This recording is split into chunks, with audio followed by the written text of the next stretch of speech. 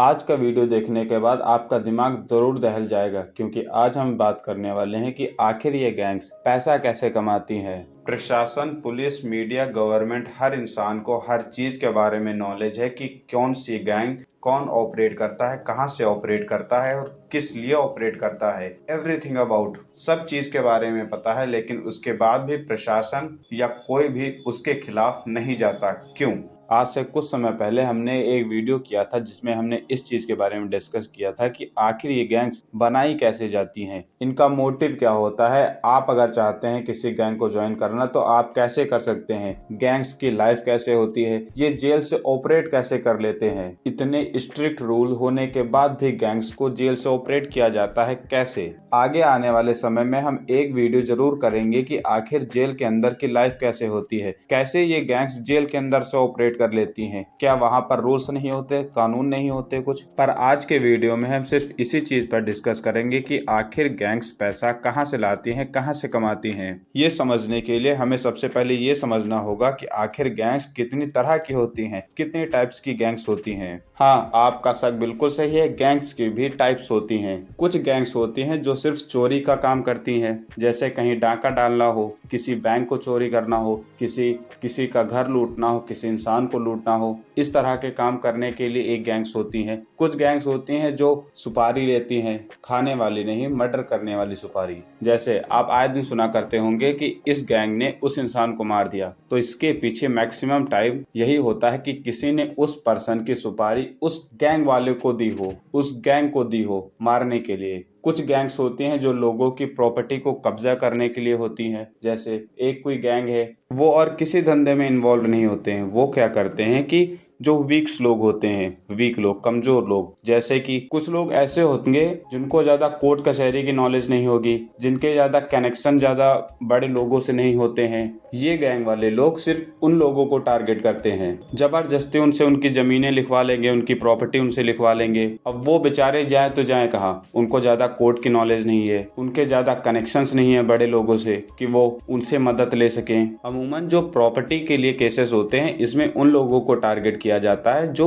ज्यादा age group के हो, बूढ़े लोगों को ज्यादा टारगेट किया जाता है। अमूमन इस उन बूढ़े लोगों को जिनके बच्चे नहीं होते हैं। कुछ गैंग्स होती हैं जो ड्रग्स का बिजनेस करती हैं, ड्रग्स बेचती हैं। वेपन्स होते हैं, वेपन्स का बिजनेस करती हैं, वेपन्स इलीगली बेचती हैं। और कुछ गैंग्स होती हैं जो लोगों को डरा कर धमका कर पैसे लेती हैं। जैसे अगर हम लॉरेंस बिश्नोई की गैंग के बारे में बात करें तो वो गैंग उसमें से एक है। जैसे ये लोग क्या करते हैं, किसी बड़े आदमी को उठाते हैं, बड़े आदमी को पकड़ते हैं जिसके पास बहुत ज्यादा पैसा होता है, उसके घर के आसपास या उसके आसपास फायर करवा देंगे और कुछ समय बाद कॉल के थ्रू या किसी के थ्रू उनके पास ये मैसेज भिजवा देंगे कि गोली तुमको भी लग सकती थी, अगर बचना चाहते हो तो इतना अमाउंट हमें दे दो। और जैसा कि होता है, जितना बड़ा आदमी, जितना अमीर आदमी, उतना डरपोक। वो अपने जीवन से प्यार करता है और इसी डर के चक्कर में वो जितने अमाउंट मांगते हैं वो उतना अमाउंट लेकर सामने वाली गैंग को दे देता है। इस तरह के डिफरेंट गैंग्स होती हैं जो डिफरेंट वर्क करते हैं। कुछ होते हैं जो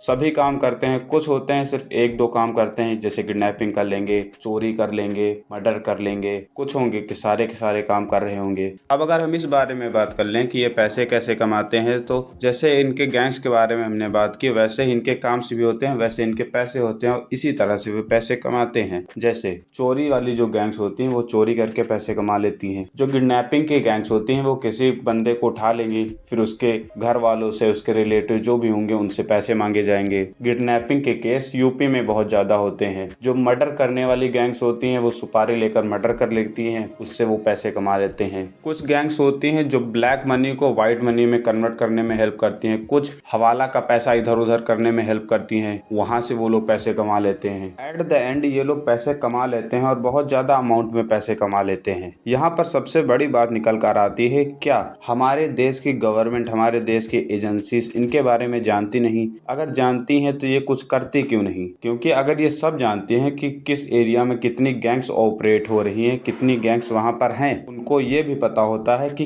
किस गैंग वाले ने किसको मारा है, किस गैंग का मेंबर कौन है। उनके पास इंफॉर्मेशन हर चीज के बारे में है, पूरी इंफॉर्मेशन है, भरी पड़ी है उनके पास इंफॉर्मेशन, उसके बाद भी वो लोग कोशिश क्यों नहीं कर पाते। तो इसका हम सीधा सा आंसर देख सकते हैं, पॉलिटिशियन। 70% हमारे पॉलिटिशियन क्रिमिनल्स हैं, ऐसे लोग जिनके ऊपर क्रिमिनल रिकॉर्ड है, एक न एक क्रिमिनल केस जरूर है। कोई भी पॉलिटिशियन दूध का धुला नहीं। इलेक्शन के समय हर गैंग से भर भर के बोरियों में भर भर के इनके पास, इनकी पार्टियों के पास पैसे भेजे जाते हैं कि हमारी गैंग सही से ऑपरेट होती रहे। अब जिस पार्टी को इलेक्शन लड़ने के लिए पैसे नहीं थे, उस पार्टी को अगर कोई गैंग 1000 करोड़ दे दे और उसके पास इलेक्शन लड़ने के लिए भरपूर पैसा आ जाए, तो क्या आप बताइए वो गैंग कभी भी किसी भी लफड़े में फंसेगी? अगर फंसेगी तो क्या उसको कुछ हानि होगी? कुछ दिनों के लिए भले ही अंदर डाल ले, उसके बाद बाहर फिर से छोड़ देंगे। तो इनका निवारण क्या है? किस तरह हम गैंग को इस देश से खत्म कर सकते हैं, गैंग्स को इस देश से पूरी तरह से नस्तनाबूद कर सकते हैं। हमारे देश के अंदर गैंग्स ऑपरेट ना करें,